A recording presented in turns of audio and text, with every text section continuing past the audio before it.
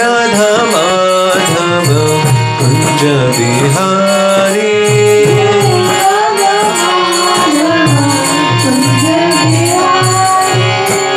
हरे Krishna Krishna Krishna Hare Hare Hare Ram Ram Ram Hare Hare Krishna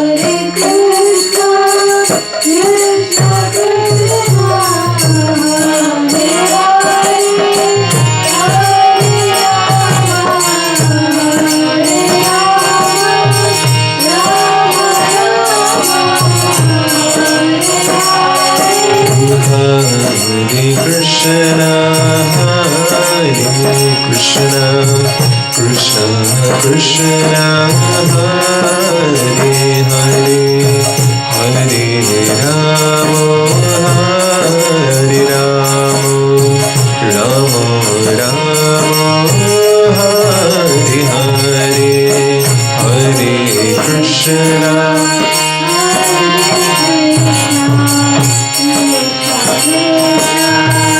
Krishna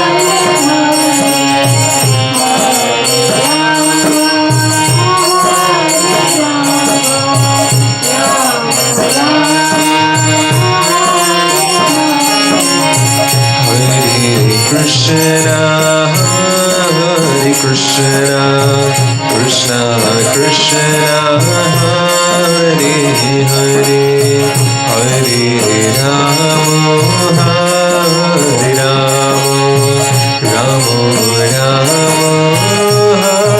Hare Hare Hare Krishna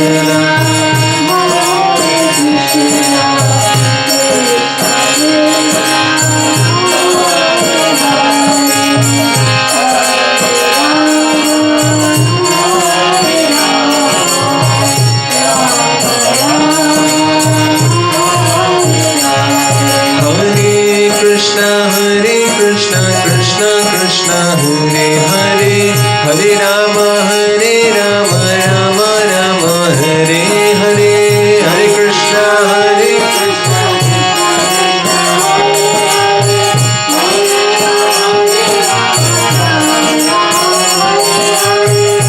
Krishna Hare Krishna Krishna Krishna Hare Hare Hare Rama Rama Rama Hare Hare Hare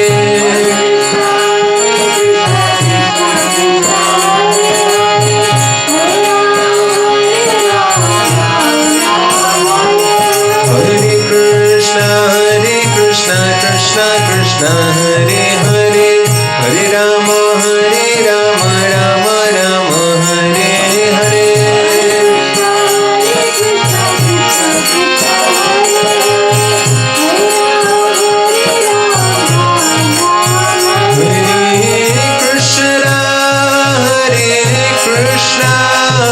Krishna Krishna Hare Hare Hare Rama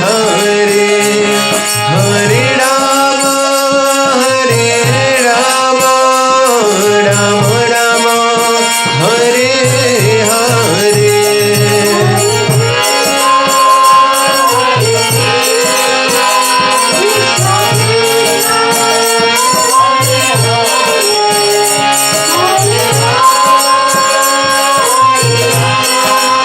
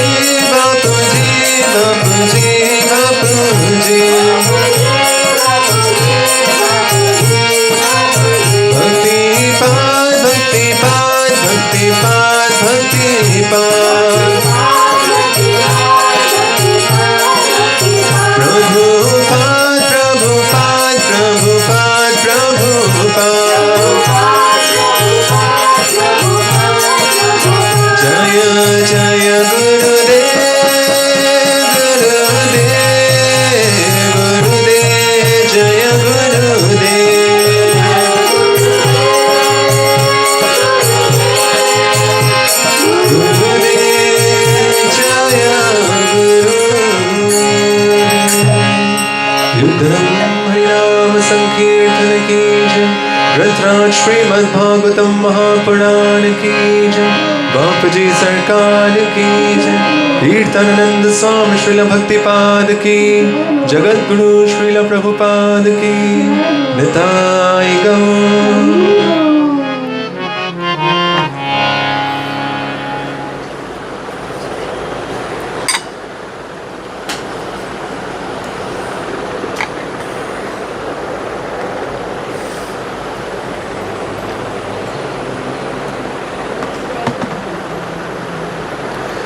ओम नमो भगवते वासुदेवाय।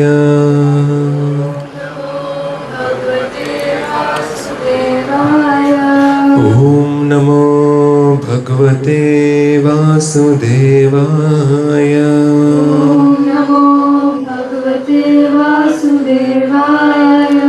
ओम नमो भगवते वासुदेवाय।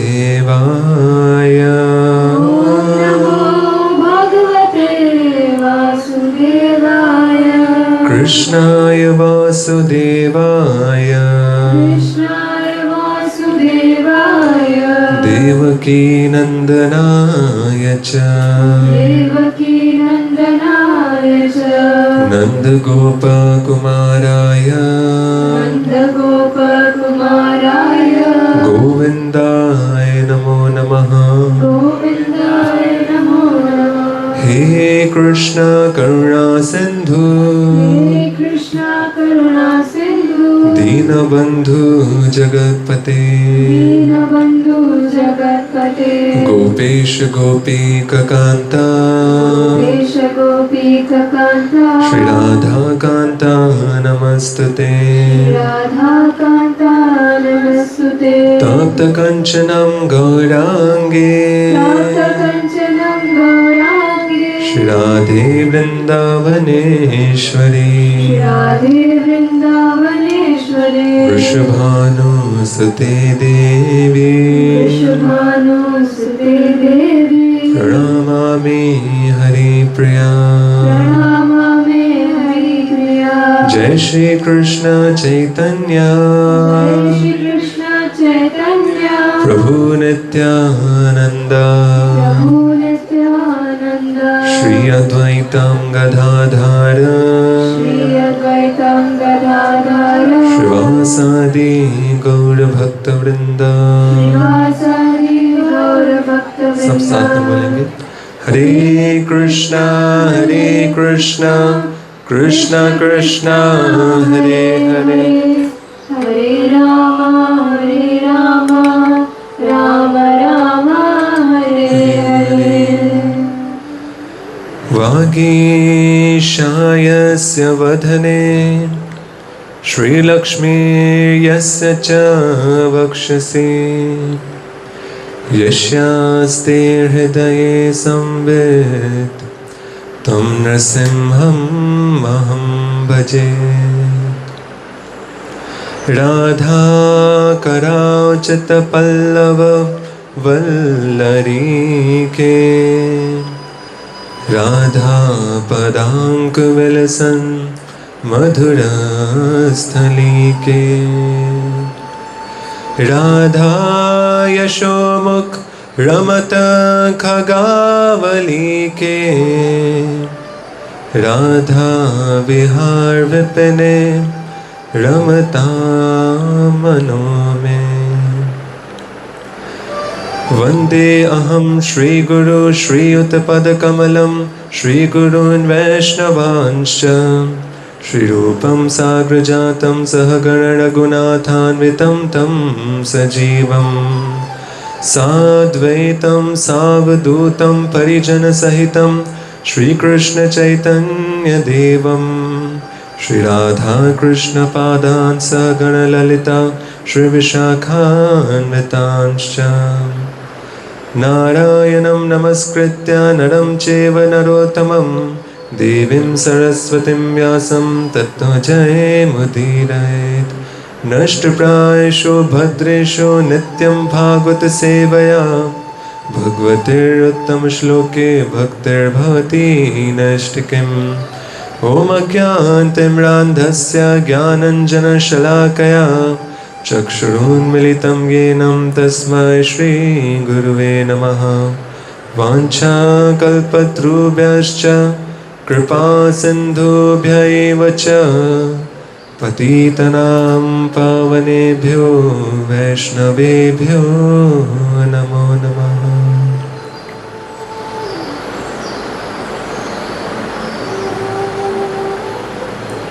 हरे कृष्णा हरे कृष्णा। ग्रंथराज श्रीमद् भागवतम महापुराण की। तो आज श्रीमद् भागवतम के सप्ताह यज्ञ के द्वितीय दिवस, दूसरे दिवस में हम प्रवेश कर रहे हैं। सब एक बार बोलिए हरे कृष्णा कृष्णा कृष्णा हरे हरे।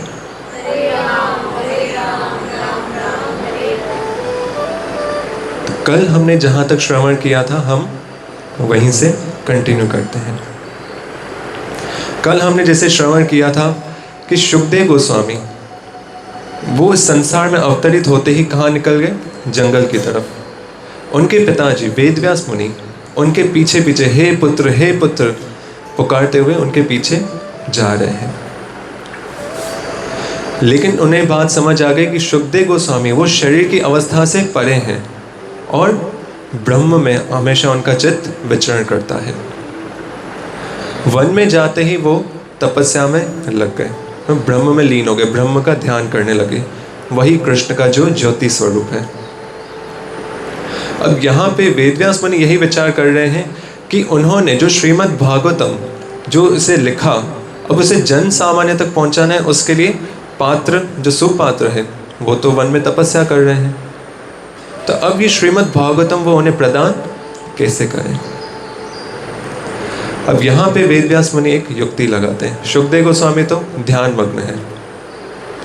वेदव्यास मुनि के जो शिष्य हैं वो जंगल में लकड़ियां इकट्ठा करने जाते हैं।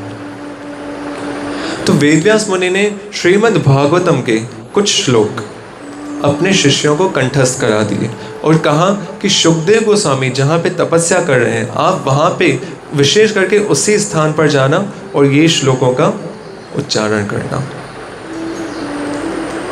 तो अब यहाँ पे जितने भी वेदव्यास मुनि के शिष्य हैं जंगल में लकड़ियाँ काटने के कार्य से गए। अब यहाँ पे जब उन्होंने स्थान देखा शुकदेव गोस्वामी यहाँ पे तपस्या कर रहे हैं, तो वेदव्यास मुनि ने उन्हें जो श्लोक कंठस्थ कराए थे वो उनका उच्चारण करने लगे। तो आइए उन श्लोकों को हम कुछ श्रवण करते हैं।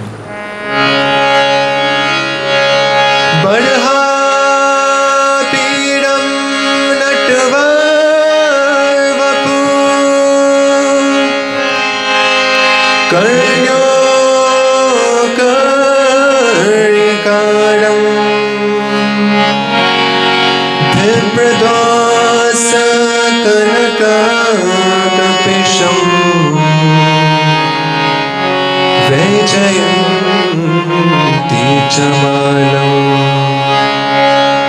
रन्ध्रान् वेणोधर सुधया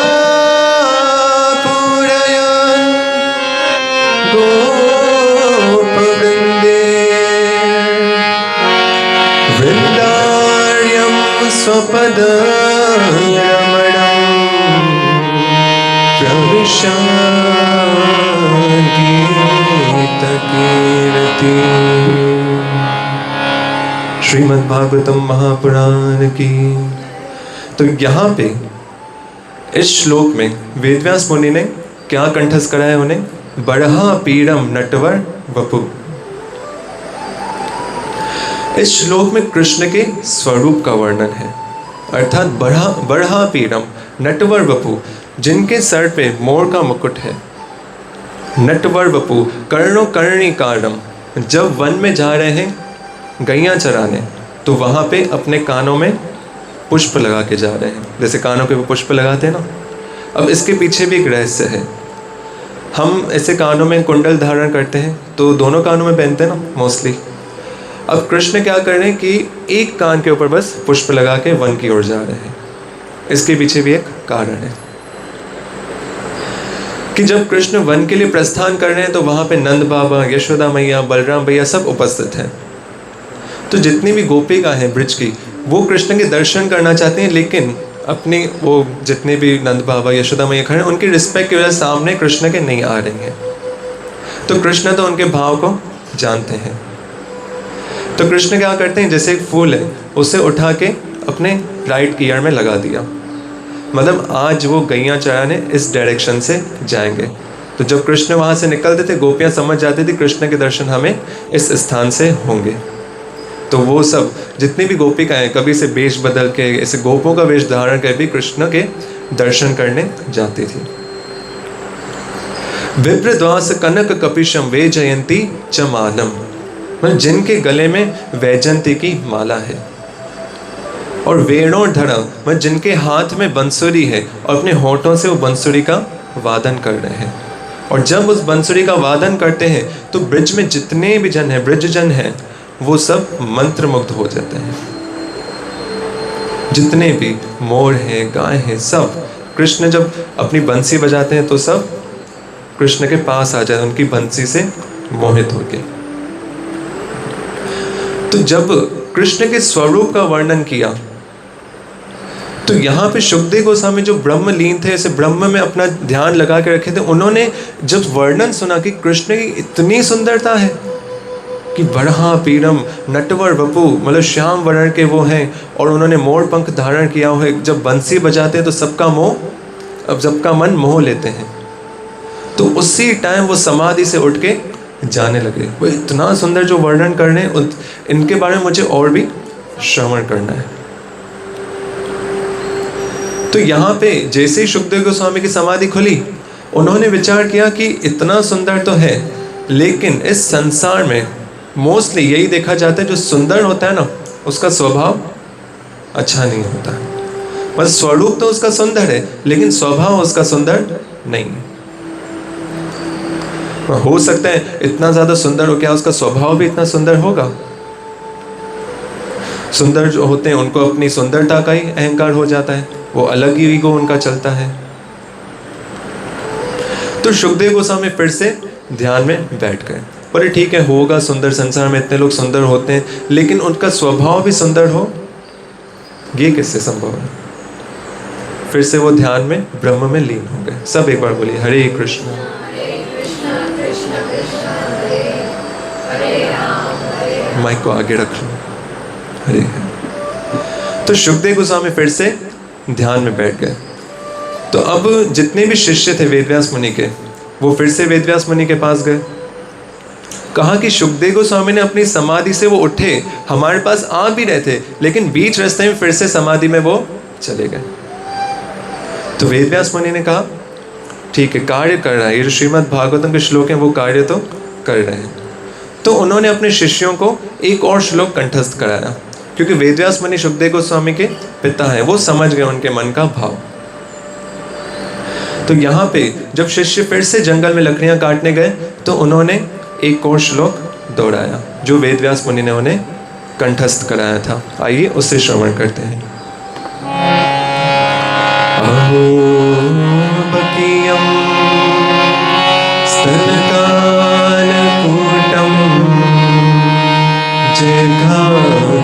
जिघांसयापाय यदप्यसाधि लेभे गतिर्धात्र्यं च्युतां ततोऽन्यं किं वा दयालुं शरणं व्रजेम। तो यहाँ पे जो श्लोक वेदव्यास मुनि ने कंठस्थ कराया, इसमें क्या वर्णन है? कृष्ण के स्वभाव का वर्णन है कि कृष्ण इतने सुंदर तो हैं, लेकिन उनका स्वभाव कैसा है? अहो बकीयम स्तन कालकूटम। वो बकी मतलब बकासुर की बहन, कौन? पूतना। ये भाई बहन थे, बकासुर, अगासुर, पूतना, सब जो आपस में कजिन्स, पूरी फैमिली, असुर फैमिली। तो ये आपस में भाई बहन थे। तो बकी मतलब बकासुर की जो बहन है, कौन? पूतना, अपने स्तनों में कालकूट नामक विष लगा के आई कृष्ण को मारने की इच्छा से कि मैं कृष्ण का अंत करूंगी। जिगान सया पाए यद्यप्य साध्वी, लेकिन इसके बावजूद भी कृष्ण को मारने की इच्छा से आई, लेकिन कृष्ण ने क्या किया? धात्र मतलब अपनी माता की गति पूतना को प्रदान की। तो जब शुकदेव गोस्वामी ने ये श्रवण किया कि कृष्ण का स्वरूप इतना सुंदर है, लेकिन उनका स्वभाव तो उनके स्वरूप से भी अधिक सुंदर है। इस संसार में कोई आपको, इवन स्कूल में आप जाओ, स्कूल में पीछे वाले कोई बैच में आपका जो है क्लासमेट, वो आपको पीछे से थोड़ा पेन से कुछ कर दे, देखो क्या होता है। मुझे एक्सपीरियंस है तभी बता। लेकिन यहाँ पे जो पूतना है कृष्ण को मारने के लिए आई है, अपने भाव मन में क्या भाव लेके आई? कृष्ण को मुझे मारना है। लेकिन कृष्ण ने पूतना को कौन सी गति दी? वही गति दी जो यशोदा मैया और देवकी मैया को दी है। तो यहाँ पे कृष्ण के स्वभाव का जब वर्णन उन्होंने सुना तो उन जो ब्रह्म में लीन थे वो पूरा, ब्रह्म में जो लीन थे वो पूरा उनका उड़ गया। ब्रह्म के समझो, हाँ भाई ब्रह्म को प्रणाम, अब मुझे कृष्ण के विषय में सुनना है। तो अपनी समाधि छोड़ के उन शिष्यों के पास गए कि आप किसके विषय में वर्णन कर रहे थे? इतना उसका सुंदर स्वरूप है और इससे ज़्यादा तो उसका सुंदर स्वभाव है, मुझे उनके विषय में और भी जानना है, मुझे और भी बताओ। उनके मन में कृष्ण के विषय में सुनने की जिज्ञासा जागृत हुई।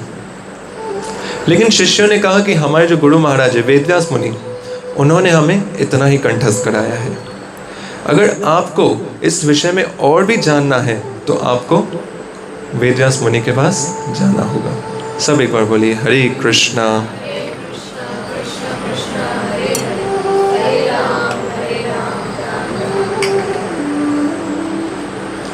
तो यहाँ पे जब शुकदेव गोस्वामी वेदव्यास मुनि के पास आते हैं तो वेदव्यास मुनि ये भागवतम का जो शास्त्र है, जो ग्रंथ है उन्होंने लिखा था, वो पूरा शुकदेव गोस्वामी को कंठस्थ कराते हैं। और इस प्रकार शुकदेव गोस्वामी को प्राप्त होती है क्या? श्रीमद् भागवतम की अमर कथा। सब एक बार बोलिए हरे कृष्णा कृष्णा कृष्णा हरे हरे, हरे राम राम राम हरे हरे।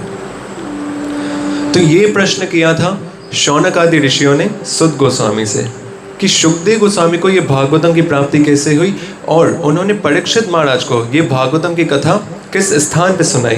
क्योंकि शुकदेव गोस्वामी अवधूत अवस्था में रहते हैं, एक जगह पे कभी रुकते नहीं हैं, वो इतने समय तक एक ही जगह पे कैसे उपस्थित थे। तो शुकदेव गोस्वामी के विषय में जब सुत जी ने बताया तो इसके पश्चात वो परीक्षित महाराज का वर्णन करते हैं, उनके जन्म की कथा बताते हैं। यहाँ पे जब महाभारत का युद्ध समाप्त हुआ तो जितनी भी जो 18 अक्षौणी सेना थी टोटल, वो सब समाप्त हो चुकी थी। कौरव पूरे 100 के 100 भाई समाप्त हो चुके। जो दुर्योधन था उसकी भी जंगा भीम भैया ने तोड़ दी थी। अब वो मृत्यु और जीवन के बीच में लटक रहा है। अब यहाँ पे 5 पांडव, उनके पुत्र, वो विजय अपनी मना रहे अपने कक्ष में। और यहाँ पे कौरव पक्ष में 3 योद्धा अभी जीवित हैं। कौन? अश्वत्थामा, कृतवर्मा और कृपाचार्य। तो ये तीनों जब युद्ध समाप्त हो उसके पश्चात दुर्योधन के पास जाते हैं। और अश्वत्थामा जब दुर्योधन को इस अवस्था में देखता है कि ये मरना अवस्था में है, तो अश्वत्थामा दुर्योधन से कहता है कि आपने पितामह भीष्म को सेनापति बनाया, मतलब हमारी सेना का कमांडर बनाया। लेकिन आपको पता है कि पितामह भीष्म पांडवों से कितना स्नेह करते हैं, उन्हें अपने बालकों की तरह रखते हैं। इसके पश्चात आपने मेरे पिताजी द्रोणाचार्य को कमांडर बनाया। उनके लिए भी आपको पता है अर्जुन उनका प्रिय शिष्य है, वो चाह के भी अर्जुन से युद्ध नहीं कर सकते। इसके पश्चात आपने कर्ण को कमांडर बनाया, सेनापति बनाया, जबकि आपको ज्ञात था कि कर्ण को श्राप है, जब उसको अपनी विद्या की सबसे ज़्यादा आवश्यकता होगी वो अपनी विद्या भूल जाएगा। अगर आप मुझे सेनापति बनाते, आज युद्ध का जो परिणाम है वो कुछ और होता। तो दुर्योधन कहता है कि युद्ध अभी तक समाप्त नहीं हुआ है। क्यों? क्योंकि मैं अभी तक जीवित हूँ। तो उस समय दुर्योधन अपने रक्त से अश्वत्थामा का तिलक करता है कि आज से कौरव सेना के सेनापति तुम हो। इसके पश्चात आपको पता है कि अश्वत्थामा कैसे रात के अंधेरे में जाता है, और उस समय कृष्ण पांडवों को लेके गंगा जी के तट पर जाते हैं और पांडवों के कक्ष में सोए होते हैं। कौन? पांडवों के 5 पुत्र। उस मध्य रात्रि में अश्वत्थामा उन पांचों पांडवों के पुत्रों का सर धड़ से अलग कर देता है, सोते हुए ही। और जिनके पिता जो द्रोणाचार्य ने जिनकी हत्या की थी, कौन? धृष्टद्युम्न, उन्हें भी सोते हुए मार देता है। तो यहाँ पे जब अश्वत्थामा उन 5 पांडवों के पुत्र हैं, उनके सर लेके जब दुर्योधन के पास आता है, तो दुर्योधन आश्चर्यचकित होता है कि पूरे महाभारत का युद्ध समाप्त हो गया, हम पांडवों को कुछ क्षति तक नहीं पहुंचा पाए। जो पितामह भीष्म है, जो महादेव से युद्ध कर रहे हैं, परशुराम जी से युद्ध कर रहे हैं, वो भी पांडवों से नहीं जीत पाए। अश्वत्थामा ने अकेले उन 5 पांडवों का कैसे अंत कर दिया? तो दुर्योधन थोड़ा आश्चर्यचकित हुआ। तो दुर्योधन अश्वत्थामा से कहता है कि मुझे भीम का सर ला के दो। तो अश्वत्थामा वहां पे जो भीम पुत्र है, उसका सर दुर्योधन के जब हाथ में देता है, तो दुर्योधन अपनी शक्ति लगाता है और वो सर दब जाता है। तो यहाँ पे दुर्योधन को बहुत दुख होता है कि अश्वत्थामा, तुमने उन 5 पांडवों का अंत नहीं किया है। हमारे कुल के जो आखिरी दीपक थे, जो हमारा तर्पण करने वाले थे, हमारे लिए श्राद्ध करने वाले थे, उनका अंत कर दिया, उन 5 पांडवों के पुत्र का। तो यहाँ पे दुर्योधन को इतना जब दुख हुआ, उसी समय उतना हर्ष भी हुआ था कि 5 पांडवों की मृत्यु हो गई। दुर्योधन को बहुत खुशी भी हुई थी। और उसी समय जब पता चला कि 5 पांडवों के पुत्रों का वो सर है, तो उसे उसी समय दुख हुआ। और दुर्योधन को ये श्राप था कि जब सुख और दुख दोनों उसको एक साथ मिलेंगे, तब उसकी मृत्यु होगी। तो वहाँ पे दुर्योधन अपने प्राण त्यागता है, अश्वत्थामा को एक ग्लानि में छोड़ के जाता है कि तुमने सोते हुए बालकों का अंत कर दिया। अब यहाँ पे जैसे ही सवेरा होता है, जैसे ही सुबह होती है, जितने पांडव हैं माता द्रौपदी के साथ अपने कक्ष में आते हैं। अब द्रौपदी मैया अपने 5 पुत्रों को जब शव देखती हैं बिना सर के, तो उनकी आप अवस्था समझिए। यहाँ पे भीम बहुत क्रोधित हो जाते हैं और कृष्ण और अर्जुन उसी समय अश्वत्थामा को पकड़ने के लिए निकलते हैं। अश्वत्थामा को ज्ञात था कि पांडवों को जब पता चलेगा उनके पुत्रों का जो वध किया है मैंने किया है, वो मुझे जीवित नहीं छोड़ेंगे।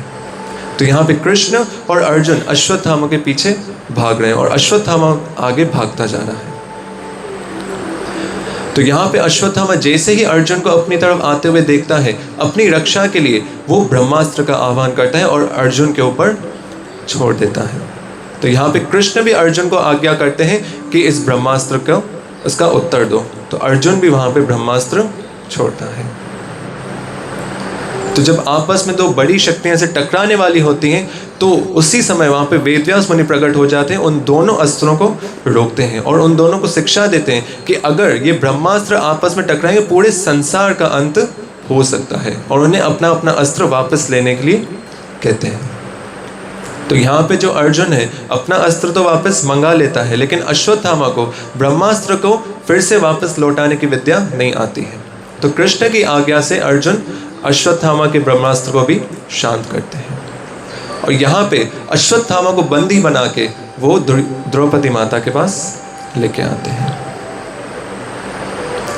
अब यहाँ पे अश्वत्थामा को एक जैसे किसी पशु को हम बंदी बना के रखते हैं, वैसे उसको खींचते हुए अर्जुन लेके आ रहे हैं। और द्रौपदी मैया, वही अश्वत्थामा है जिसने द्रौपदी मैया के 5 पुत्रों का वध किया। लेकिन यहाँ पे द्रौपदी मैया की आप महानता देखो, उनकी करुणा देखो। वो उसी समय अर्जुन से कहती हैं कि ये आपका गुरु पुत्र है, और जो गुरु पुत्र होता है उसका भी सम्मान वैसे करना चाहिए जैसे आप अपने गुरु का करते हो। तो इसे आप इन बंधनों से खोल दो। और कृष्ण वहाँ पे हृदय में बहुत गदगद हुए कि द्रौपदी मैया वो साधारण स्त्री थोड़ी है। तो यहाँ पे जितने भी 5 पांडव द्रौपदी मैया से पूछते हैं कि इसको कौन सा दंड दे, सब तो बड़े भाई मृत्यु दंड इसको देना चाहिए। तो यहाँ पे द्रौपदी मैया उनसे कहती हैं कि नहीं, एक तो ये पहले से ब्राह्मण है और आपके गुरु का पुत्र है, ये गुरु पुत्र है, तो आपको इसका सम्मान करना चाहिए। और अगर आप इसे मृत्यु दंड दे देंगे, जो अवस्था मेरी हो रही है, ये तो अपनी माता के एक ही पुत्र हैं, इनके माता की अवस्था क्या होगी? उनके हृदय की उदारता आप देखिए। तो यहाँ पे कृष्ण की अनुमति से अर्जुन क्या बोलते हैं कि अश्वत्थामा मृत्यु दंड तो हम नहीं दे सकते, लेकिन इसका अपमान तो कर सकते हैं। कैसे? उसके सर के पूरे केश वो हटा देते हैं और उसके सर पे जो मणि होती है उससे खींच के निकाल लेते हैं। कौन? भीम भैया। और उसे अपमानित करके वन की ओर भेज देते हैं। अब उसके सर से रक्त निकलता जा रहा है और प्रतिशोध की ज्वाला में वो जल रहा है। अब यहाँ पे जैसे ये प्रसंग समाप्त हुआ, अश्वत्थामा प्रतिशोध की अग्नि में वो क्या करता है? फिर से ब्रह्मास्त्र का आह्वान करता है। और इस समय वो 6 ब्रह्मास्त्रों का आह्वान करता है कि मैं उन 5 पांडवों का तो अंत करूंगा, लेकिन अब जो 5 पांडवों के कुल में उनके आगे वाला जो वंश आने वाला है, जो कि अभी उत्तरा माता के गर्भ में है। कौन? अभिमन्यु के पुत्र। उत्तरा कौन है? अर्जुन की पुत्र वधू। जो विराट में जब जो अर्जुन और जितने 5 पांडव वो बेस बदल के छुपे हुए थे, वहां पे अर्जुन ने उत्तरा को नृत्य की शिक्षा दी थी और अभिमन्यु से उत्तरा का विवाह हुआ था। तो अश्वत्थामा ने सोचा कि मैं पांडवों के साथ साथ उनके पूरे वंश का ही अंत कर दूंगा, कि इनके वंश में ही कोई नहीं बचेगा। लेकिन पांडवों के ऊपर किसका हाथ था? कृष्ण का। जाको राखे साइया मार सके ना कोई। तो यहाँ पे जो 5 ब्रह्मास्त्र आ रहे हैं, पांडवों ने जब देखा तो कृष्ण से उन्होंने प्रार्थना की। कृष्ण ने उन 5 ब्रह्मास्त्रों का वहीं पे उन्हें शांत किया। तो अब जो 6ठा ब्रह्मास्त्र था, जो कि उत्तरा माता के गर्भ की तरफ आ रहा था, वो अदृश्य अवस्था में आ रहा था। उत्तरा माता को अपने गर्भ में पीड़ा फील हो रही थी, जैसे कि कोई उनके गर्भ को जला रहा है। तो उसी समय उत्तरा माता है, वो आती है कृष्ण के पास और एक श्लोक बोलती है। क्या? पाहि पाहि महायोगिन देव देव जगतपते नान्यम त्वद्भयम पश्ये यत् मृत्यु परस्परम। मतलब पाहि पाहि महायोगिन देव देव जगतपते। यहाँ पे सब बोले एक बार, हरे कृष्णा कृष्णा कृष्णा हरे हरे।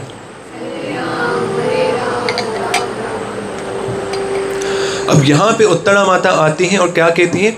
पाहि पाहि महायोगिन, मतलब मैं आपकी शरण में आ रही हूँ, मेरी आप रक्षा करें।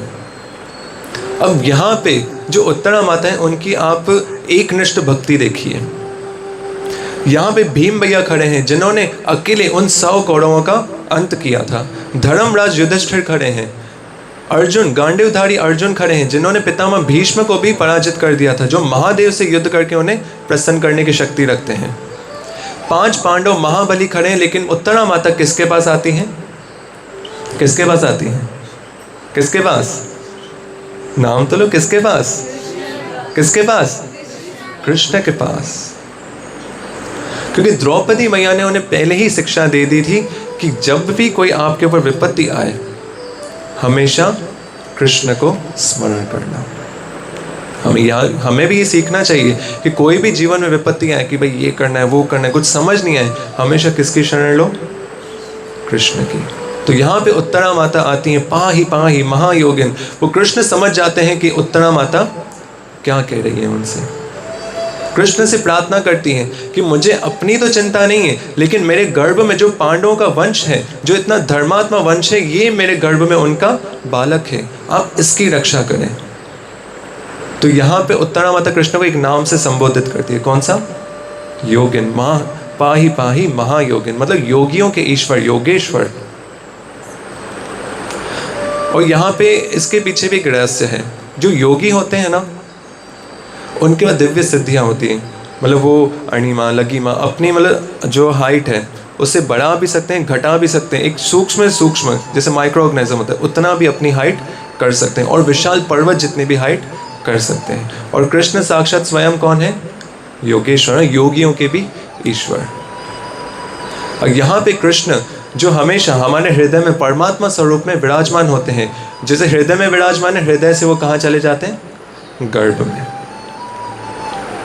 अब यहाँ पे कृष्ण अपनी गदा से उस ब्रह्मास्त्र के पूरे तेज को कम कर रहे हैं। उस जो शिशु है, जो छोटा बालक है, उसके चारों तरफ घूम रहे हैं, और उस ब्रह्मास्त्र को कृष्ण ने शांत किया और वहां पे उस गर्भ की रक्षा की। ये पहला ऐसा बालक होगा जिसने गर्भ में ही कृष्ण के दर्शन कर लिए, वो भी चतुर्भुज स्वरूप में। अब यहाँ पे जैसे ही उत्तरा माता के गर्भ की रक्षा की, तो यहाँ पे कृष्ण पांडवों से अनुमति लेते हैं कि अब मुझे जाना है कहाँ पे, द्वारका, क्योंकि बहुत समय हो गया है, महाभारत का पूरा युद्ध समाप्त हो गया है, मैं कितने टाइम से अपने घर द्वारका से दूर हूँ, तो अब मुझे अनुमति दीजिए आप लोग। तो जैसे ही कृष्ण रथ पे चढ़ते हैं द्वारका के लिए प्रस्थान करने के लिए, उसी समय कुंती माता आती हैं और कृष्ण की दिव्य स्तुति करती हैं। इसके लिए अलग से एक बुक भी आती है, कुंती माता के स्तुतियाँ। अब यहाँ पे कुंती माता जैसे ही कृष्ण की स्तुति करती हैं, एक बहुत ही प्रसिद्ध श्लोक है, आप सबको तो अभी ज्ञात ही होगा, कौन सा? कृष्णाय वासुदेवाय देवकी नंदनाय च नंद गोप कुमाराय गोविंदाय नमो नमः। कुंती माता बड़ी अद्भुत स्तुति करती हैं। जैसे ही कृष्ण को गोविंद शब्द से पुकारती हैं, कृष्ण को रथ पे उतरने से वो मजबूर होना पड़ता है। क्यों? क्योंकि गोविंद जो शब्द है वो कृष्ण को वृंदावन का स्मरण कराता है। गोविंद मतलब जो गौ है, मतलब गौ गाय हैं, उनके ईश्वर, उनके स्वामी। और गोविंद शब्द जो है उसके एक बार आप लेते हो ना, गोविंद बोलो एक बार, क्या? गोविंद, गोविंद। एक बार आप गोविंद शब्द ले रहे हो, आपको पता भी नहीं, अनजाने में आपको कितना उसका फल मिल रहा है। एक बार गोविंद शब्द आपने लिया तो लाखों जो सुरभि गाय होती हैं वो दान करने का पुण्य। और जो सुमेरु पर्वत है, जो स्वर्ण का पूरा पर्वत है सुमेरु पर्वत, उसके जितना आपने दान किया, गोविंद शब्द के आगे वो भी कम है, 1% भी उसकी वैल्यू नहीं है। यही सिर्फ गोविंद, एक बार गोविंद नाम लेने की महिमा। तो 2 मिनट कीर्तन करें। श्री कृष्ण गोविंद हरे मुरारी, हे नाथ नारायण वासुदेव। श्री कृष्ण गोविंद,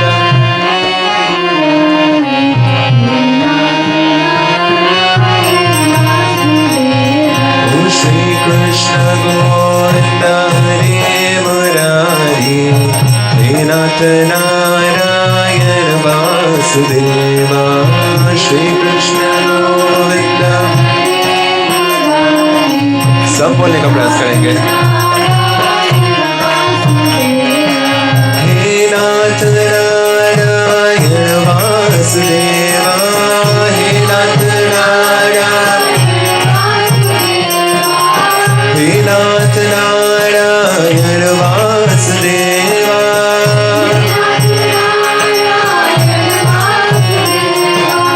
हे नाथ नारायण वासुदेव, हे नाथ। श्री कृष्ण गोविंद हरे मुरारी, हे नाथ नारायण वासुदेव।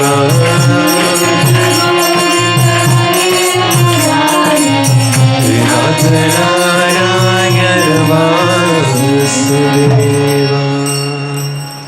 जो गोविंद शब्द है वो कृष्ण को अति प्रिय है।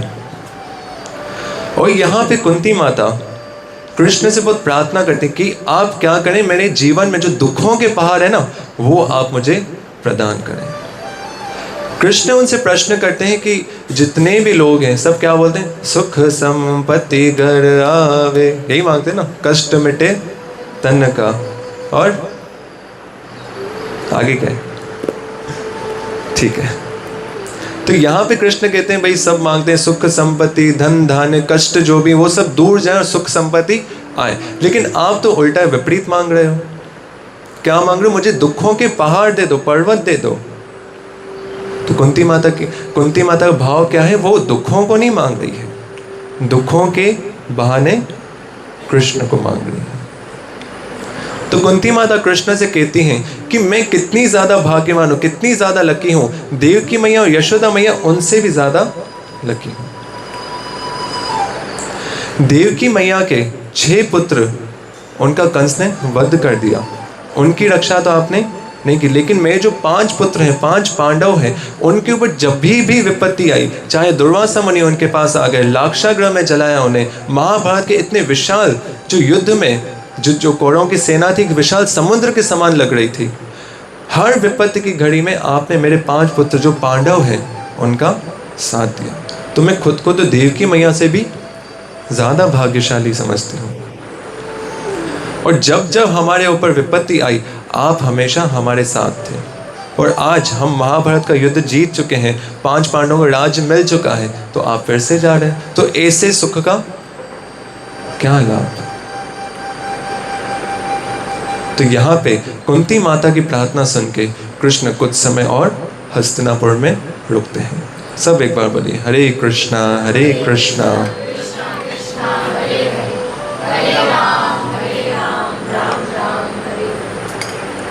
अब आगे वर्णन आता है युधिष्ठिर महाराज के राज्य का, कि वो किस प्रकार अपना राज्य कर रहे हैं।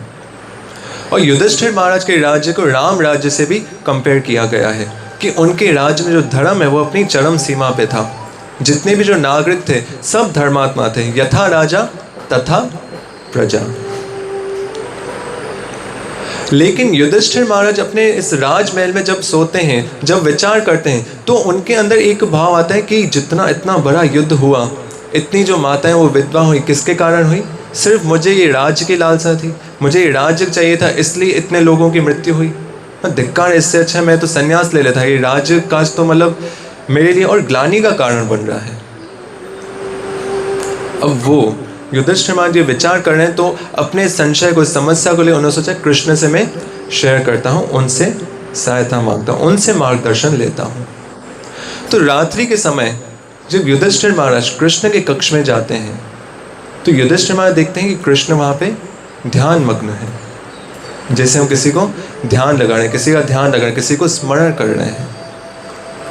तो युधिष्ठिर महाराज सोचते हैं कि जितने भी संसार में जीव हैं, जितने भी बड़े बड़े योगी, साधु, ऋषि, संत, पुरुष हैं, वो सब कृष्ण का ध्यान लगाते हैं। अब कृष्ण किसका ध्यान लगा रहे हैं? तो यहाँ पे जब युधिष्ठिर महाराज कृष्ण के पास आते हैं, तो कृष्ण जब प्रश्न करते हैं, प्रभु आप किसका ध्यान लगा रहे हैं? जितने भी योगी जन हैं, जितने भी ऋषि मुनि, सब आपको, आपके ध्यान में मग्न होते हैं, आप किसका ध्यान कर रहे हैं? तो यहाँ पे कृष्ण क्या कहते हैं? मैं अपने भक्त पितामह भीष्म का ध्यान कर रहा हूँ। और यहाँ पे ये कृष्ण का वचन है कि जब हम कृष्ण को याद करते हैं, जब कृष्ण को हम स्मरण करते हैं, कृष्ण के नाम का कीर्तन करते हैं, उनके नाम की माला करते हैं, उनके विषय में सुनते हैं, श्रीमद् भागवतम का श्रवण करते हैं, तो उस समय कृष्ण भी हमारा स्मरण करते हैं। हाँ देखो, ये मेरे विषय में सुन रहा है, ये मेरे विषय में जाप कर रहा है, ये मेरे नाम का कीर्तन कर रहा है। तो मतलब आप भागवत में बैठे हो, एकाग्र चित्त होकर सुन रहे हो, तो इसका मतलब क्या है कि कृष्ण भी आपका ध्यान कर रहे होंगे, तभी तो आप बैठे हो यहाँ पे। कृष्ण ध्यान नहीं करते तो आप यहाँ पे बैठे होते। सोई जानत जिन देव जनाए। कृष्ण को वही समझ सकता है, कृष्ण के विषय में वही सुन सकता है जिनको कृष्ण खुद सिलेक्ट करें। वरना ऐसे कितने सारे लोग हैं, भाई बोलो हरे कृष्णा, बोलो हरे कृष्णा, हरे कृष्णा, बोलो हरे कृष्णा, हरे कृष्णा, श्री राधे। देखो आप लोग तो बोल रहे हो, लेकिन कभी जाओ इतने लोगों को बोलो, कभी नगर संकीर्तन के लिए निकलो, बहुत सारे लोग नहीं बोलते।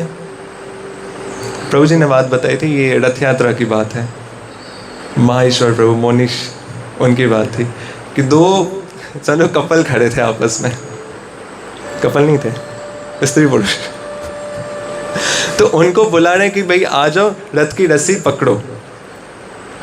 उन दोनों ने अपने हाथ पकड़ के रखे, उन दोनों ने अपना हाथ और जोर से पकड़ लिया, लेकिन रथ की रस्सी नहीं पकड़ी। सोई जानत दिन देव जिन देव जनाई। मतलब कृष्ण के विषय में वही सुन सकते हैं जो कृष्ण जो चाहते हैं। तो यहाँ पे कृष्ण युधिष्ठिर महाराज से कहते हैं कि मैं पितामह भीष्म का ध्यान कर रहा हूँ। तो युधिष्ठिर महाराज सोचते हैं कि युद्ध पूरा समाप्त हो गया और मैं राज काज कर रहा हूँ, मैं राज में इतना मग्न हो गया, इतने जो विषय भोग है उनमें इतना डूब गया कि मैं अपने पितामह भीष्म को भूल गया। ये युधिष्ठिर महाराज का क्या है?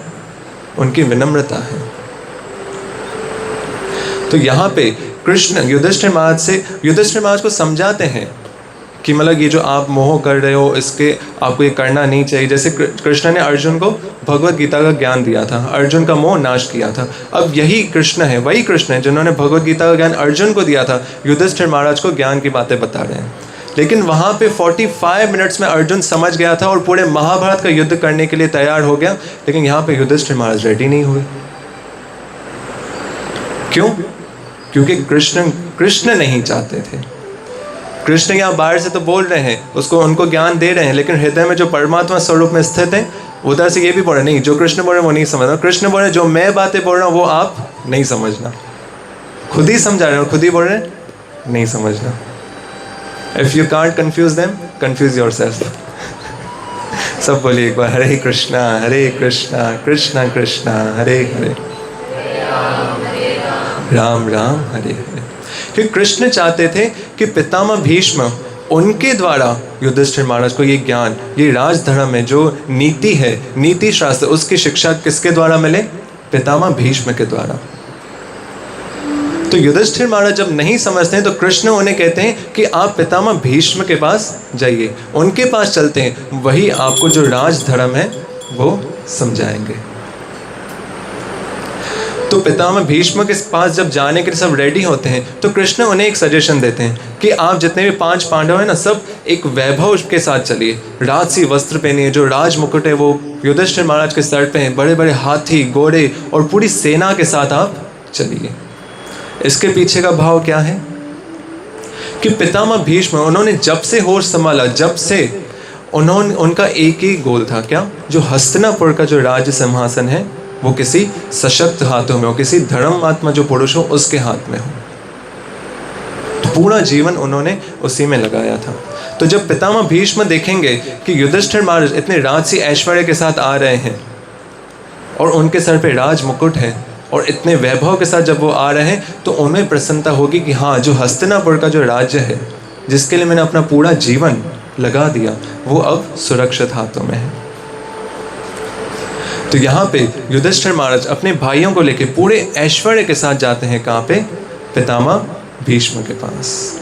सब बोले एक बार, हरे कृष्णा कृष्णा कृष्णा हरे हरे, हरे राम राम राम हरे हरे। अब वहाँ पे 5 पांडवों के साथ उनकी पूरी सेना भी आई है, कृष्ण भी उपस्थित हैं, वहाँ पे गंगा मैया भी आ गई और जितने भी जो देव पुरुष हैं, जितने भी ऋषि मुनि साधु संत हैं, वो भी वहाँ पे उपस्थित हो गए हैं। क्यों? क्योंकि जो राजधर्म की जो शिक्षा है, जो पितामह भीष्म उन्हें देने वाले हैं, उन सबको उन्हें श्रवण करना है। और सबको पता है कि अब वो घड़ी आ रही है जो पितामह भीष्म नित्य लीला में प्रवेश करेंगे और दृश्य बड़ा उस टाइम पे अद्भुत है। तो कृष्ण पितामह भीष्म से कहते हैं कि आप युधिष्ठिर महाराज को राजधर्म की शिक्षा दीजिए। तो पितामह भीष्म समझ जाते हैं कि जो अर्जुन का मोह नाश कर सकता है, वो युधिष्ठिर महाराज का मोह नाश नहीं कर सकता है क्या? कर सकते हैं। लेकिन यहाँ पे उनकी अपने भक्तों की महिमा बढ़ाने के लिए कृष्ण पितामह भीष्म से कह रहे हैं। यहाँ पे पितामह भीष्म बड़ी अद्भुत शिक्षाएं देते हैं, उन्हें हम शॉर्ट में थोड़ा लेते हैं। राजधर्म के विषय में शिक्षा देते हैं और जो युधिष्ठिर महाराज है वो उनसे प्रश्न करते हैं, जो महाभारत का इतना जो युद्ध हुआ कि क्या नियति थी, ये इसका कारण क्या था? पर जो इस संसार में जितने भी लोग हैं ना, वो सब किसके अंडर में? काल के अंडर में। और जो काल है, मृत्यु मतलब, वो किसके अंडर में है? कृष्ण के। उनकी इच्छा से ही सब कुछ होता है। तो पितामह भीष्म यहाँ पे क्या समझाते हैं कि भगवान की इच्छा सर्वोपरि है। मतलब हम एक जीव है, अपने जीवन में इतनी सारी प्लानिंग करते हैं, भाई यहाँ 10th तक पढ़ूंगा, फिर इसके बाद मैं साइंस लूँगा, कॉमर्स लूँगा, इसका इतनी पढ़ाई करूँगा, यहाँ जाऊँगा, वहाँ जाऊँगा, इतनी प्लानिंग करता है, लेकिन अंत में वही होता है जो कृष्ण ने उसके लिए लिखा होता है। जीव अपनी कितनी भी प्लानिंग करे, लेकिन अंत में वही होगा जो कृष्ण चाहेंगे। हो सकता है कि आपके भाग्य में कुछ हो, कृष्ण अगर वो आपके हित में नहीं हो, कृष्ण उसको काट भी सकते हैं।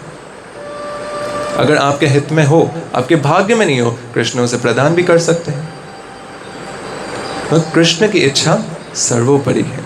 सब एक बार बोलिए, हरे कृष्णा कृष्णा कृष्णा हरे हरे, हरे राम राम राम हरे हरे। और यहाँ पे पितामह भीष्म एक और शिक्षा देते हैं कि भक्तों के जीवन में आने वाले जो भी कष्ट है ना, वो भी कृष्ण की कृपा से आते हैं। और कृष्ण की कृपा से कैसे कष्ट आते हैं? पांडवों के ऊपर कष्ट नहीं आए क्या? मुझे नहीं लगता है कि पांडवों के ऊपर जितने कष्ट आए उतने किसी के ऊपर आए होंगे। छोटे से बालक हैं, अभी भीम भाई छोटे से बालक हैं, उन्हें विष दे दिया गया, थोड़े बड़े हुए, लाक्षागृह में जलाने के लिए भेज दिया गया। वन में गए, वहाँ पे भी कौरवों की सेना हमेशा ढूंढने में लगी रहती थी। तो पांडवों के जीवन में कितने कष्ट आए। अभी हमने थोड़ी देर पहले जो श्रवण किया, द्रौपदी मैया के जो 5 पुत्र हैं, उन 5 पुत्रों का वध कर दिया अश्वत्थामा ने। तो पांडवों के ऊपर जितने कष्ट आए, उतने कष्ट किसी के ऊपर मुझे नहीं लगता आए होंगे।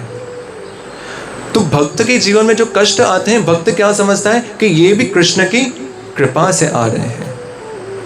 सब एक बार बोलिए, हरे कृष्णा कृष्ण कृष्ण हरे हरे, हरे राम राम राम हरे हरे। इसके पश्चात पितामह भीष्म उन्हें बताते हैं कि नित्य किसी भी कार्य में, जब भी कोई भी आप कार्य करें, हमेशा कृष्ण को स्मरण करके करना चाहिए। इसके पश्चात पितामह भीष्म कृष्ण से प्रार्थना करते हैं कि प्रभु अभी आप मेरे समक्ष खड़े होइए। और यहाँ पे पितामह भीष्म कृष्ण से कहते हैं कि मेरी एक पुत्री है, मुझे उसका विवाह आपसे कराना है।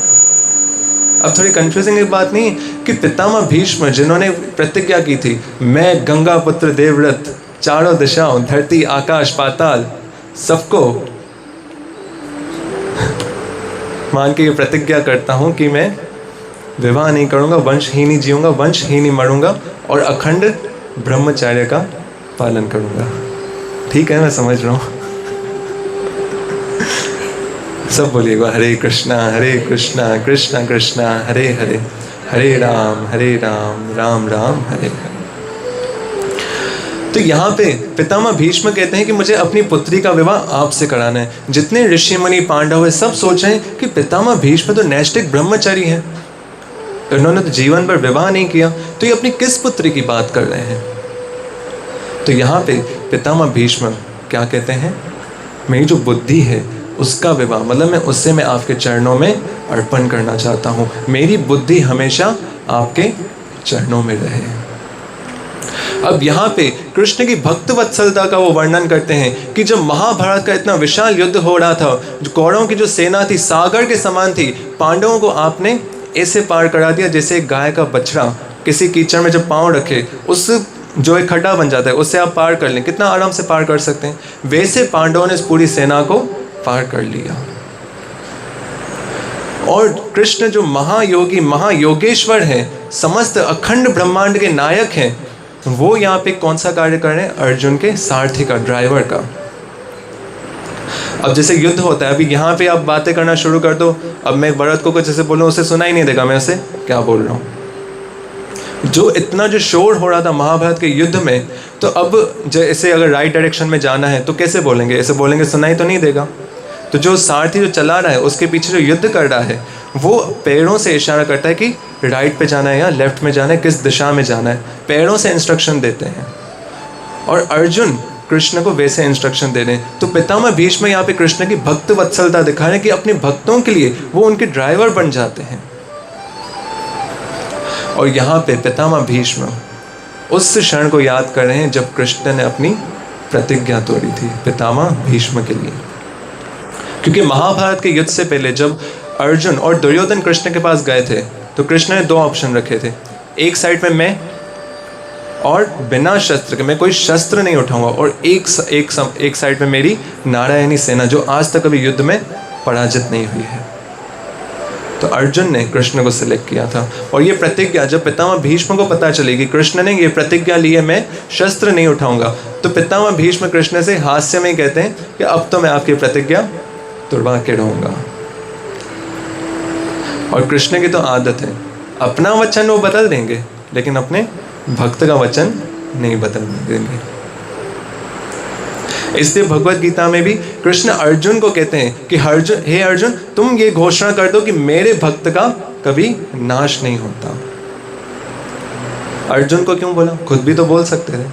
बोला नहीं, मैं नहीं बोलूँगा, लेकिन अगर अर्जुन ने बोल दिया तो मैं कुछ भी हो जाए उसके विपरीत नहीं जाऊँगा। अब यहाँ पे पितामह भीष्म उस क्षण को याद कर रहे हैं जब कृष्ण ने अपनी प्रतिज्ञा तोड़ी थी। कौन सा क्षण था? जब पितामह भीष्म अपने बाण अर्जुन के ऊपर छोड़ते जा रहे हैं, अर्जुन पितामह भीष्म को देख के थोड़ा करुणा से भर गया है। बोले पितामह इनके ऊपर मैं कैसे इतने दिव्य अस्त्र चलाऊंगा, तो अर्जुन थोड़ा लाइटली युद्ध करने लगा। पितामह भीष्म अपने बाण छोड़ते जा रहे हैं, अर्जुन घायल हो गए, कृष्ण भी घायल हो गए हैं। तो कृष्ण जब देखते हैं कि अर्जुन अच्छे से युद्ध नहीं कर रहा है, कृष्ण क्रोधित होकर अर्जुन को कहते हैं कि अगर तुम युद्ध नहीं करोगे तो मैं युद्ध करूंगा। उसी समय कृष्ण रथ से उतरते हैं और रथ का पहिया उठा के पितामह भीष्म की तरफ भागते हैं। अब कृष्ण का स्वरूप यहाँ पे कैसा है, उनके शरीर पे पूरा पसीना है, जो युद्ध में जो मिट्टी है वो उनके शरीर पे लगी हुई है, उनके सर से मुकुट उतर गया है, घुंघराले बाल उनके हवा में उड़ रहे हैं और रथ का पहिया लेके पितामह भीष्म की तरफ वो दौड़ रहे हैं। पितामह भीष्म जो उनके ऊपर अपने बाणों से प्रहार कर रहे हैं, वो उन्होंने अपने शस्त्र छोड़ दिए। उस समय उन्हें क्या फील हो रहा है कि एक जैसे एक प्रेमी अपनी प्रेमिका की तरफ कहीं बहुत टाइम बाद मिले, उसे आलिंगन करने के लिए दौड़ रहा है, वैसे ही कृष्ण मेरी तरफ बढ़ रहे हैं। पितामह भीष्म वहीं खड़े हो जाते, बस प्रभु अब तो आप अपने पास बुला ही लो।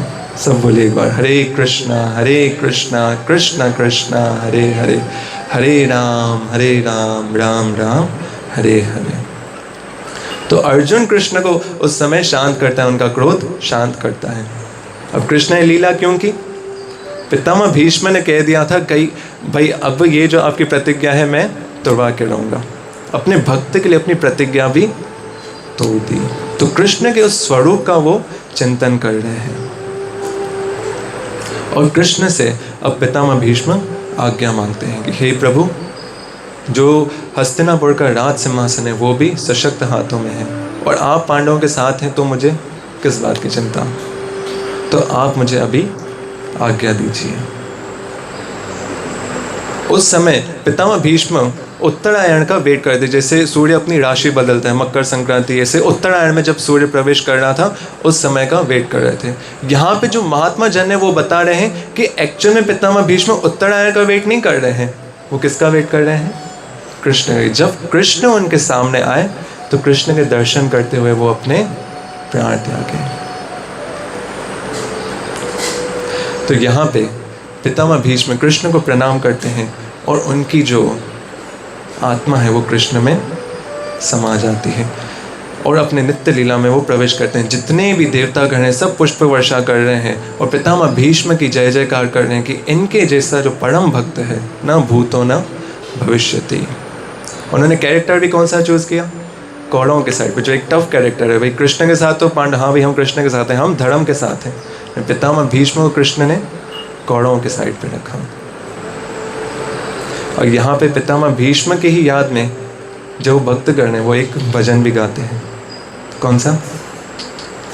इतना तो करना स्वामी जब प्राण तन से निकले, इतना तो करना स्वामी जब प्राण तन से निकले, इतना तो करना स्वामी जब प्राण तन से निकले, इतना तो करना स्वामी जब प्राण तन से निकले, तुम गोविंद हो ज़ुबां पे जब प्राण तन से निकले, गोविंद हो ज़ुबां पे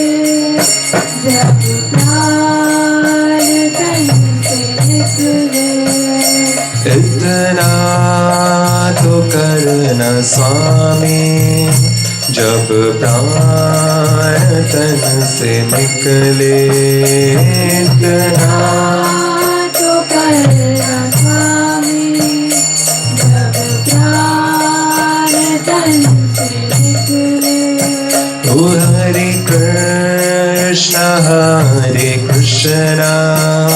कृष्णा कृष्णा हरे हरे, हरे Ram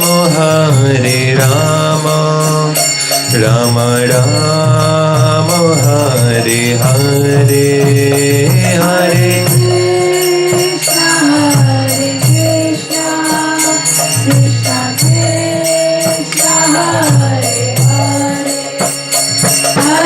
Rama, Hare Rama, Rama Rama, Hare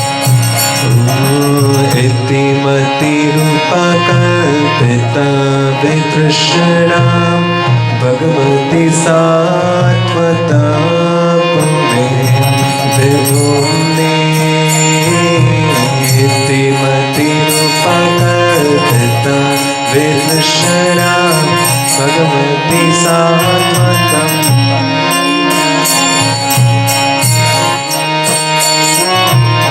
स्वसुखमुपगते क्वचिन् विहरतम् प्रकृतिर्मुपेयुषीयतम स्वसुखमुपगते क्वचिन् विहरतम् प्रकृतिर्मुपेयुषीयतम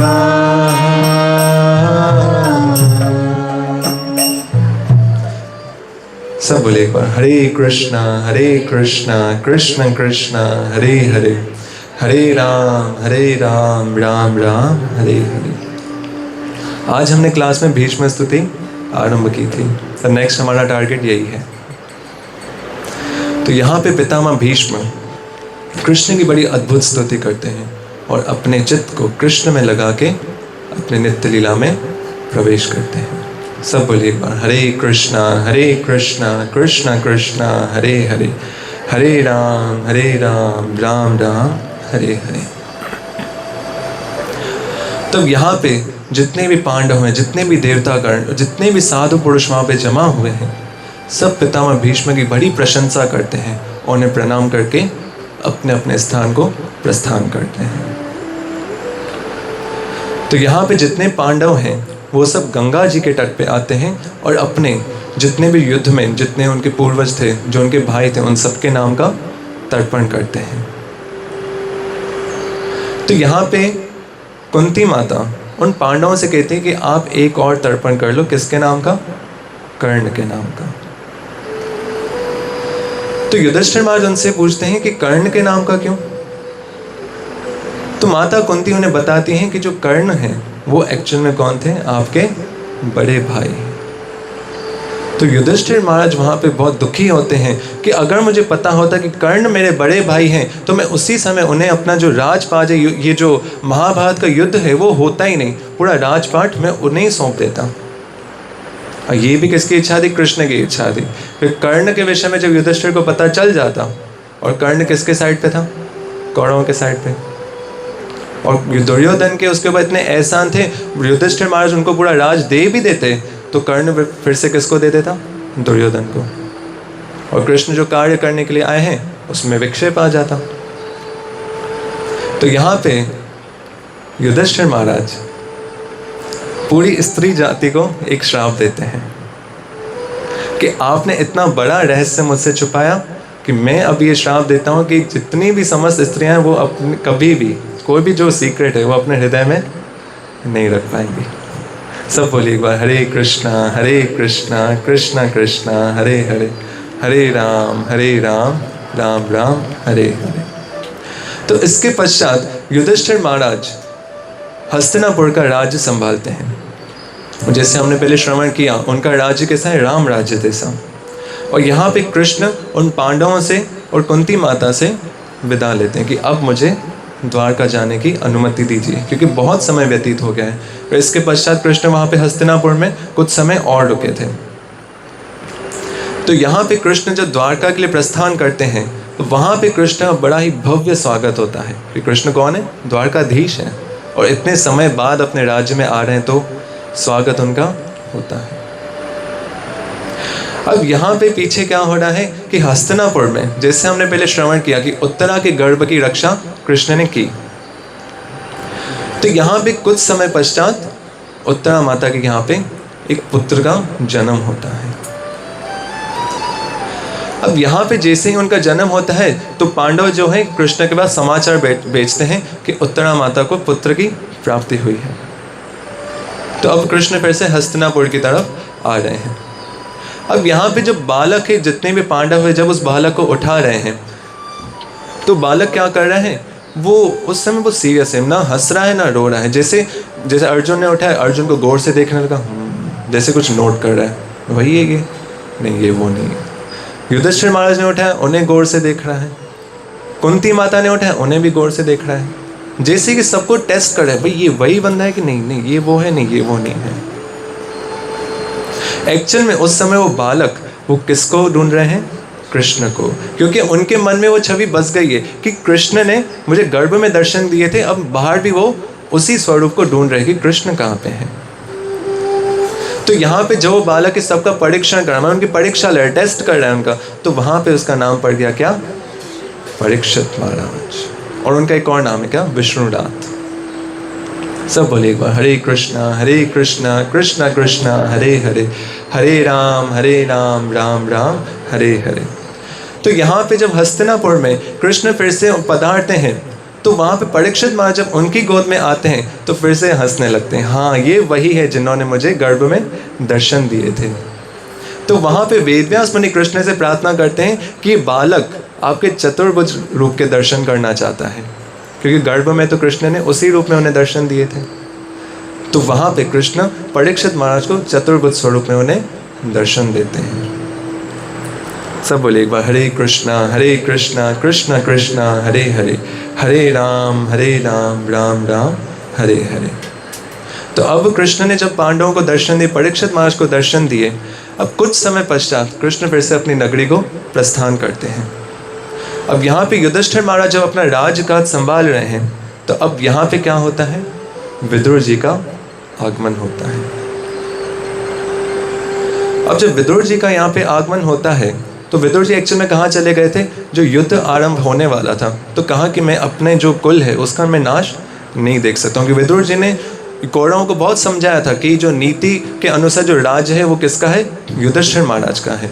उनके धर्म की शिक्षाएं दी, लेकिन कौरवों ने कभी भी उनकी शिक्षा को ग्रहण नहीं किया। तो विदुर जी वहाँ से प्रस्थान कर चुके थे तीर्थों का भ्रमण करने के लिए, और कोई बहुत समय पश्चात फिर से हस्तिनापुर लौटे हैं। तो यहाँ पे जब युधिष्ठिर महाराज विदुर जी को देखते हैं, उनका आदर सत्कार करते हैं, उन्हें प्रणाम करते हैं, उन्हें यथोचित सम्मान देते हैं कि भाई वो भी उनके पिता के स्थान पे हैं, क्योंकि विदुर जी कौन है, पांडु महाराज के भाई हैं। अब यहाँ पे जो विदुर जी है ना, वो हस्तिनापुर आने से पहले उद्धव जी से मिले थे और उनसे उन्होंने भागवतम की कथा का श्रवण किया था।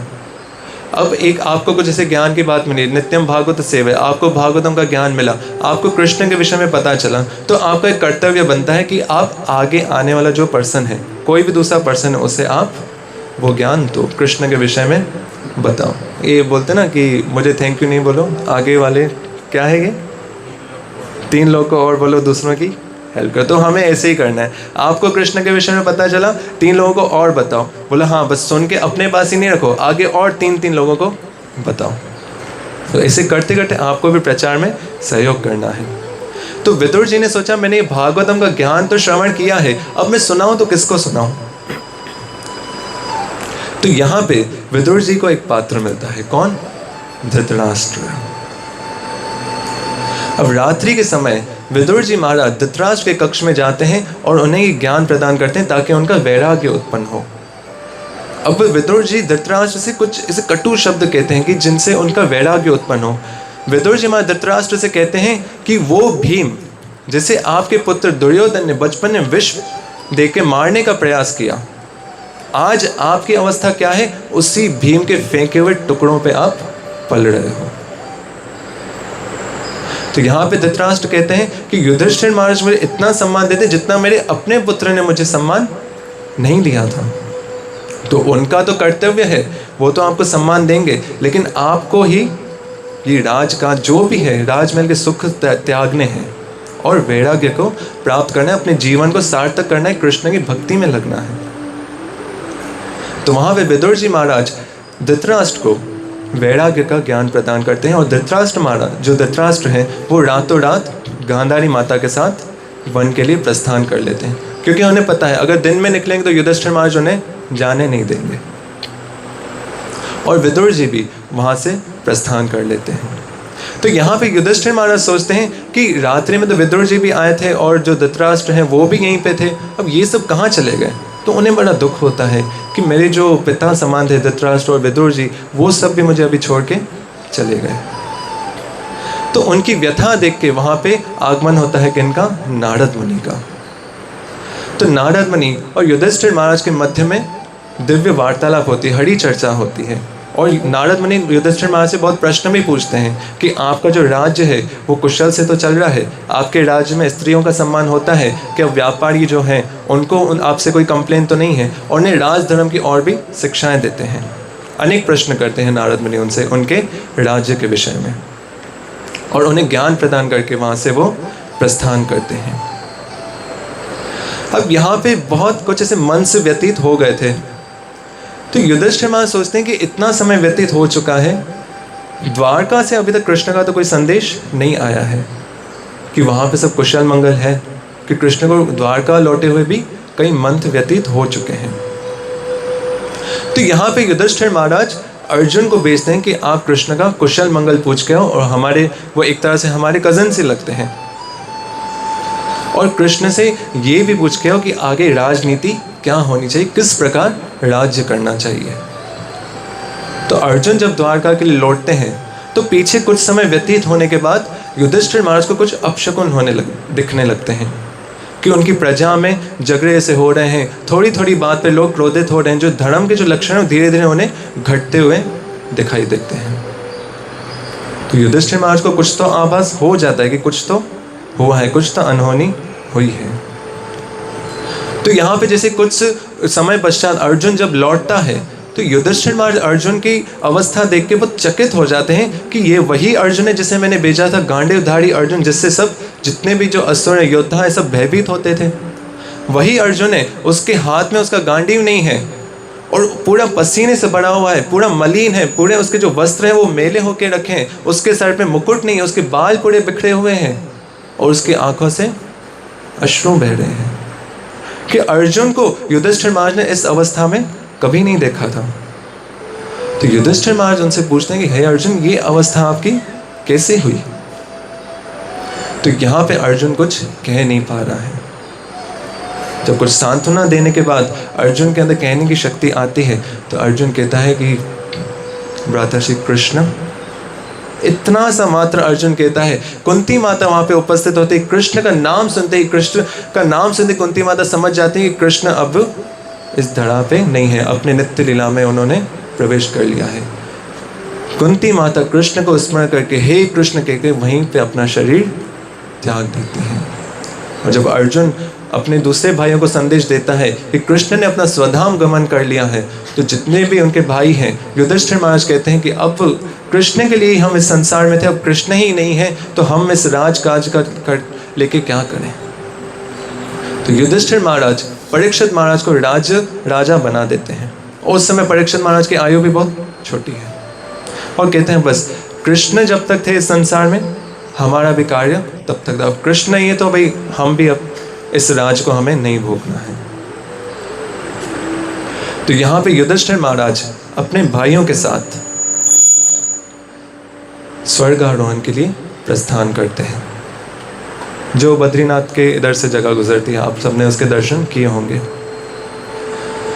यहाँ पे परीक्षित महाराज को राजकाज सौंप के युधिष्ठिर महाराज अपने भाइयों के साथ और द्रौपदी मैया के साथ प्रस्थान करते हैं। अब हमें भी इस संसार में नहीं रहना है। अब यहाँ पे जब परीक्षित महाराज को ये पूरा हस्तिनापुर का राज्य है मिला, तो जैसे उनकी आयु बढ़ी, उनका विवाह हुआ और उनको पुत्रों की प्राप्ति हुई, जैसे जन्मेजय उनका पुत्र था। और जिस भी राज्य में महाराज परीक्षित जाते, पांडवों के कारण उनका एक विशेष सम्मान मिलता कि पांडव जो थे इतने धर्मात्मा राजा थे, उनके कारण जो परीक्षित महाराज ये उनकी संतान है। तो इससे हमें क्या पता चल रहा है कि हम जो अभी कार्य कर रहे हैं, हमारे आने वाला जो वंश है, उनके हमारे इन शुभ कार्यों के कारण उन्हें भी वही सम्मान प्राप्त हुआ, उनके लिए एक लाइफ इजी होगी। हाँ भाई देखो, इनके पिता ने, इनके पूर्वजों ने इतने दिव्य कार्य किए। तो तो यहाँ पे जब परीक्षित महाराज पूरे राज्य में ऐसे घूम रहे हैं, हर जगह पे उन्हें सम्मान दिया जा रहा है, उनकी महिमा गाई जा रही है कि पांडव जैसे इनके पूर्वज थे और कृष्ण की उन्हें साक्षात कृपा प्राप्त है। और परीक्षित महाराज का भी राज्य कैसे कुशलता से चल रहा है, जैसे पांडव राज्य करते थे वैसे ही परीक्षित महाराज राज्य करने धर्म के अनुसार। और जैसे एक राजा होता है, वो ऐसे जैसे राज अपने वेश में से निकलेगा तो उस समय देखें भाई राजा आ रहे हैं तो सब उनका आदर सत्कार करेंगे, तो वेश बदल के भी कभी वो निकलते थे अपने राज्य का निरीक्षण करने।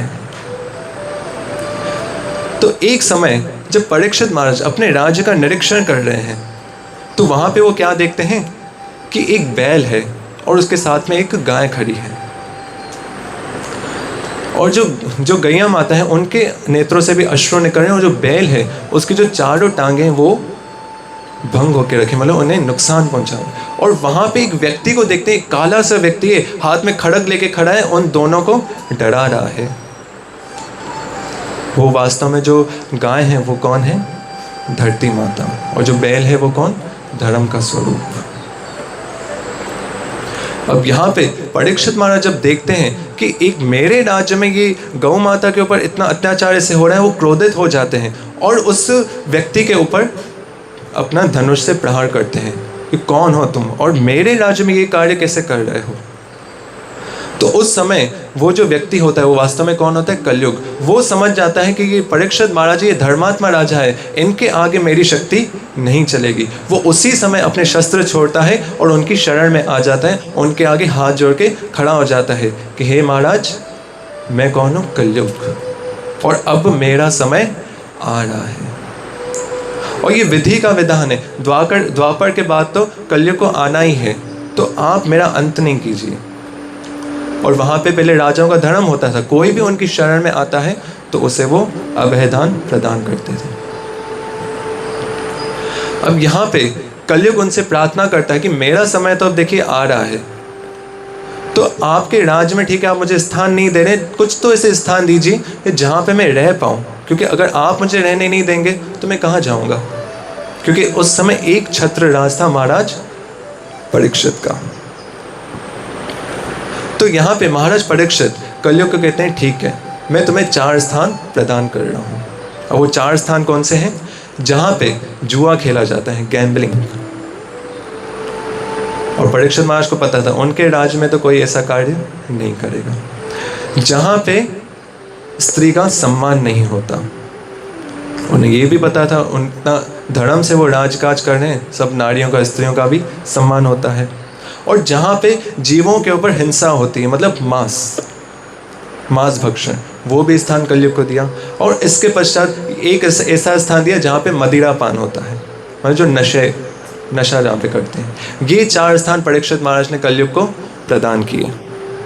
तो कलयुग ने सोचा कि जितने भी स्थान है परीक्षित महाराज ने मुझे दिए हैं, ये तो इनके राज्य में है ही नहीं, ना इनके राज्य में कोई जुआ खेलता है, ना कोई मदिरा पान करता है, ना ही कोई मांस भक्षण करता है, और इनके राज्य में तो सब स्त्रियों का सम्मान भी होता है।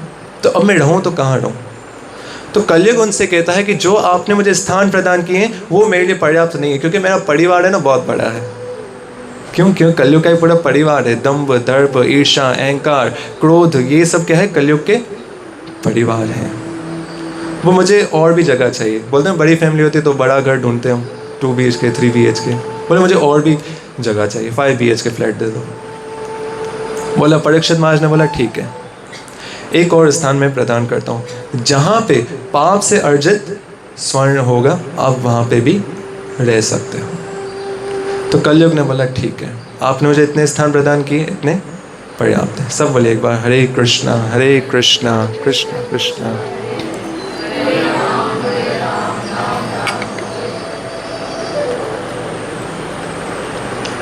और जो कलयुग ने उस बेल के 3 पेड़ और 4 पेड़ों को क्षति पहुंचाई थी, वो पेड़ कौन से हैं? पवित्रता। मतलब इस कलयुग में पवित्रता लोगों में नहीं होगी। सत्यनिष्ठा, सत्य भी लोग नहीं बोलेंगे। और दया, लोगों के अंदर से दया भी समाप्त हो जाएगी। और तप, लोग तप भी नहीं कर पाएंगे। और अभी आप जो कर रहे हैं ना, वो पता है क्या कर रहे हैं? एक्चुअल में आप तप ही कर रहे हो, इतने समय एक ही जगह पे बैठना, मुझे पता है इतना बैठना संभव नहीं है, बट आप फिर भी कर रहे हो। उसका फल क्या होता है? कृष्ण की भक्ति, उनकी शरणागति प्राप्त होती है। तो एक तरह से ये तप ही कर रहे हो आप। तो कलयुग में ये जो 4 बातें ये बोला संभव नहीं है, और जो हमें नियम मिलते हैं ना, वो इन 4 बातों से बचने के लिए ही मिलते हैं। तो यहाँ पे एक समय परीक्षित महाराज अपने राज्य से शिकार खेलने के लिए निकले, और वहाँ पे बीच में मार्ग में उन्हें थोड़ी प्यास लगी, तो वहाँ पे उन्होंने देखा कि आश्रम है। उन्होंने उस आश्रम में एंटर किया, और वो आश्रम था किसका? शमिक ऋषि का। तो वहाँ पे शमिक ऋषि तो ध्यान मग्न है, वो ब्रह्म में लीन है, कृष्ण का ध्यान कर रहे हैं। तो परीक्षित महाराज ने उनसे याचना की, मुझे आप थोड़ा जल प्रदान कीजिए, और मुझे थोड़ी भूख भी लगी, आप मुझे कुछ अन्न जल अगर दे सकते हैं तो आपकी बड़ी कृपा होगी। लेकिन उस समय शमिक ऋषि तो शरीर की अवस्था से परे थे, उन्हें तो पता ही नहीं था उनके आसपास क्या हो रहा है। तो यहाँ पे परीक्षित महाराज ने सोचा कि ये शायद मेरा अनादर कर रहे हैं, ऐसे ही बस आंखें बंद करके बैठे हैं। तो परीक्षित महाराज ने क्या किया, उनके आश्रम में एक मरा हुआ सर्प था, वो उठा के उनके गले में डाल दिया। अब यहाँ पे जो परीक्षित महाराज ने वहाँ से प्रस्थान किया, तो वहाँ पे उनके जो शिष्य थे वो वहाँ आते हैं और अपने गुरु के गले में एक मृत सर्प देखते हैं। तो उसी समय उनके पुत्र हैं श्रृंगी, उनके पास जाते हैं, उन्हें बताते हैं कि आपके पिता का एक राजा ने इसे अपमान किया, एक मृत सर्प उनके गले में डाल दिया है। तो उस समय श्रृंगी ऋषि को क्रोध आता है और वो श्राप देते हैं कि जिस राजा ने मेरे पिताजी का ये अपमान किया है, आने वाले 7 दिनों में तक्षक नाग के डसने से उसकी मृत्यु हो जाए। तब यहाँ पे परीक्षित महाराज जैसे ही अपने राजमहल में पहुँचते हैं, अपना मुकुट उतारते हैं, उन्हें आभास होता है कि मैं क्या कार्य करके आया, क्योंकि उस समय जो उन्होंने मुकुट पहना था उसमें कलयुग ने प्रवेश कर लिया था। क्यों? क्योंकि जो स्वर्ण का जो मुकुट था वो एक्चुअल में किसका था? जरासंध का। जो पांडवों ने जरासंध के ऊपर विजय प्राप्त की थी, तब वो भी उसके राजकोष में ही था। तो परीक्षित महाराज ने वो मुकुट पहन के वो निकले थे, और वो पाप से अर्जित स्वर्ण था, इस कारण से कलयुग उसमें प्रवेश हो गया था।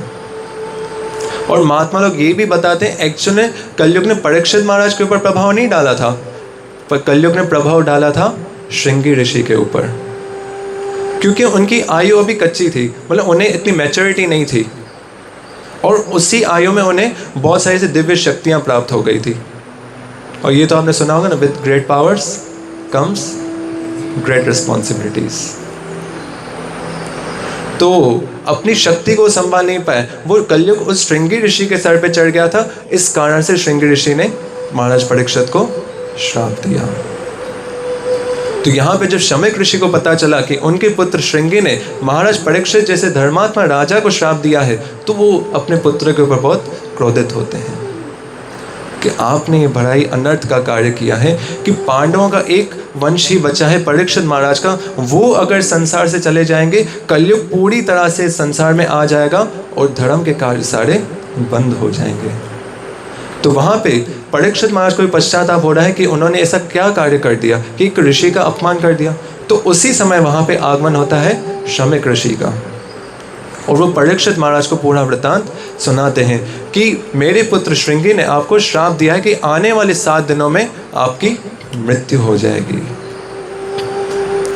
तो यहाँ पे परीक्षित महाराज जैसे ही अपनी मृत्यु का समाचार सुनते हैं, अपना राज का जो भी है सब त्याग देते हैं और अपने पुत्र जन्मेजय को राजा बना देते हैं।